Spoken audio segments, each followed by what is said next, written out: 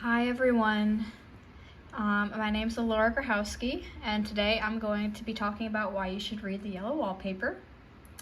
Excuse my ratchet setup. I'm really bad with technology, so I couldn't figure out a better way to do this, but it's fine.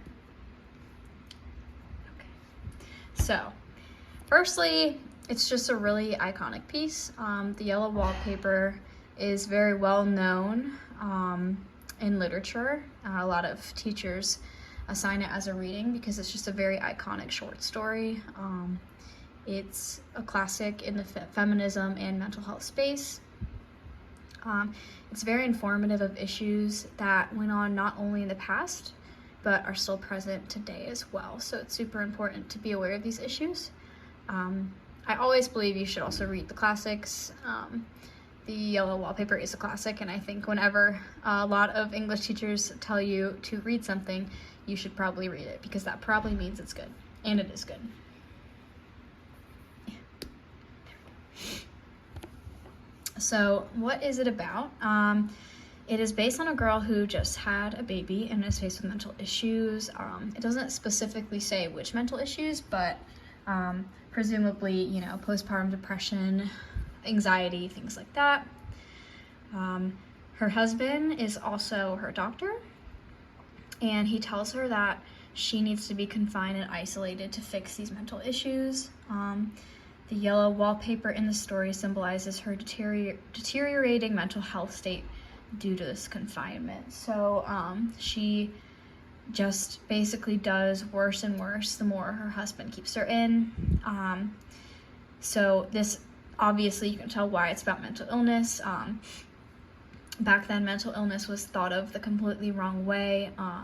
They thought that it meant something was literally like medically wrong with your mind, and you needed to isolate, you needed to stay away from people, when really that's the exact opposite of what you need to do when you have mental health issues.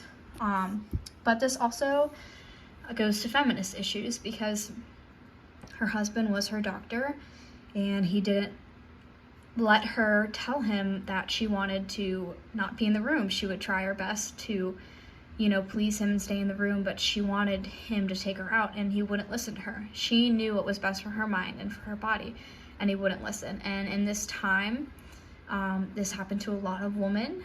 A lot of households are still like this, where the man, has the final say, because they consider women incompetent, and it's just not true, and it actually ends up really harming the woman. And yes, so the yellow wallpaper, there was nothing actually wrong with the yellow wallpaper besides it being a little bit, gross, but that's just what she fixated on because of her mental illness, and she kind of gave more life to the yellow wallpaper and saw it as this like evil entity almost, when it wasn't, because the more she was isolated, the more almost schizophrenic and the worse her mental illness got. So what's significant about this? This is more than a story. It is based on real things that actually happened in the author's life. The author had the same postpartum depression, and her doctor, though it wasn't her husband, but her doctor told her she needed to be confined. And this really, really made her mental health worse. And it really harmed her in many ways, and really took harmed her life, really. She really struggled because of it, and it really affected her in motherhood and other things like that. So this isn't just a story, this is actually something that happens. It's about mental illness, misogyny, struggle, and more. And honestly, these are just issues that everybody should be aware of, and I think that it's super helpful for people to bring more awareness in their life, and that's another reason why they should read this short story. So my personal experience with the story, when I first read it, I didn't really get it. I was so confused. I was like, why is this woman scratching at the wallpaper? What is going on right now?